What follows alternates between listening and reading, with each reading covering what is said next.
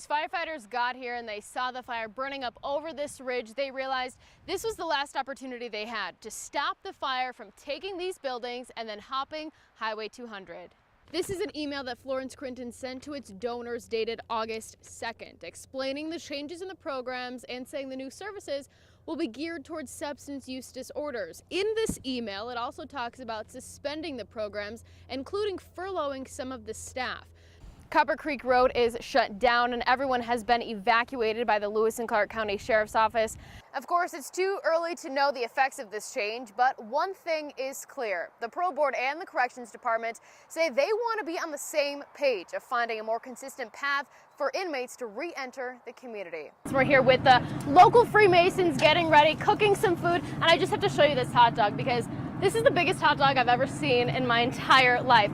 Now, the street dance is the official kickoff of the Red Ants Pants Music Festival. We were out at the grounds earlier today where everyone was getting set up, but this event is much more than just good beer, good music, and a good time. We'll get to those stories momentarily, but first, a developing story tonight near Lincoln.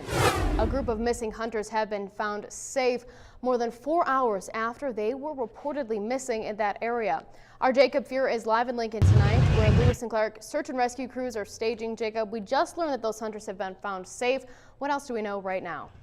And environmentalists have sued the Trump administration, seeking to pry loose details of its plan to shrink some national monuments and open protected areas to more resource development.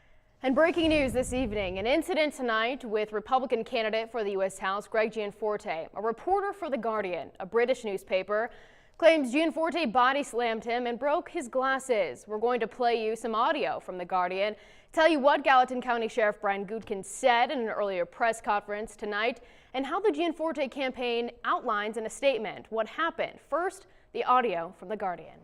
Welcome back. In this week's Montana Made, MTN's Jacob Fuhr takes us to studios of a woman whose stained glass art pieces you've probably seen around the Treasure State, whether you realize it or not.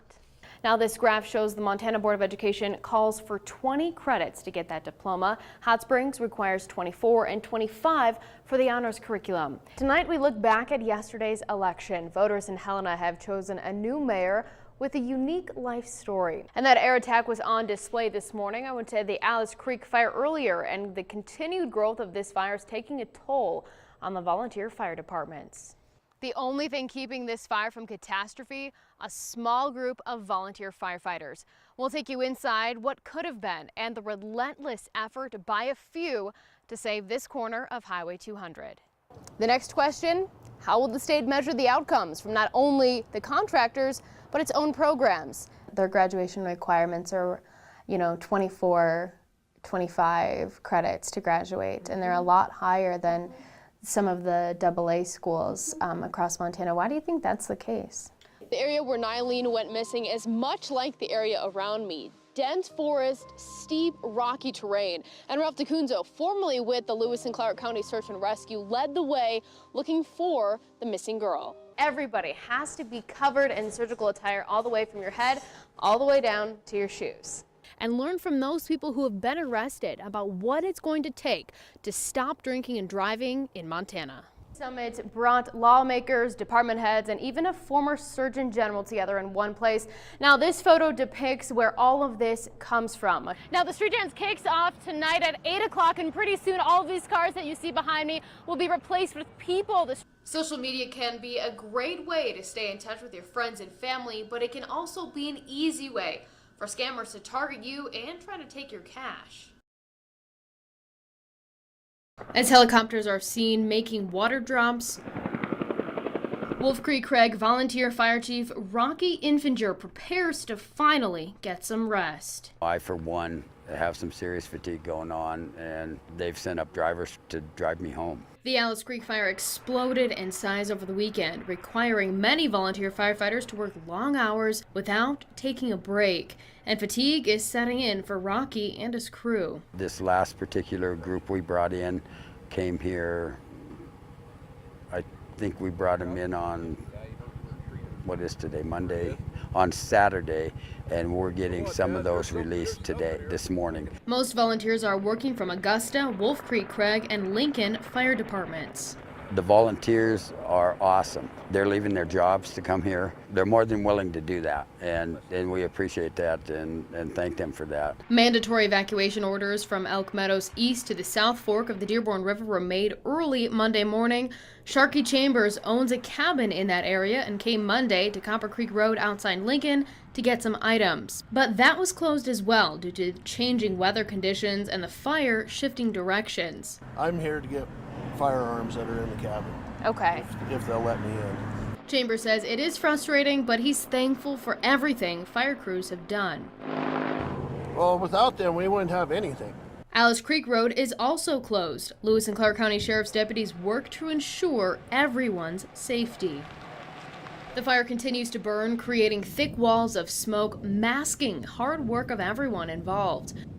Chief Infinger says his crew continues to work the fire and protect surrounding ranches. While he doesn't know when this fire will be over, he does know one thing. The emotions are very high out here. I have a structural responsibility. They have a livelihood. Piece by piece, and you put the pieces together. Dave Raffs is learning woodworking skills. Cutting, sanding, and staining a beautiful cedar chest that he will never see. I lost mine too to an accident, so that was 1985. Okay, keep going forward. He's been blind for over 30 years, but thanks to the Montana Association for the Blind's summer orientation program, he's working on his trade once again. And the thing is, this helps me to just get back into it. I'm trying to set up a shop in my garage right now. Dave and the other two students in the woodworking class are all using their sense of touch There's still a little bit of a nick there, but to feel their way around and create handcrafted items. like glass.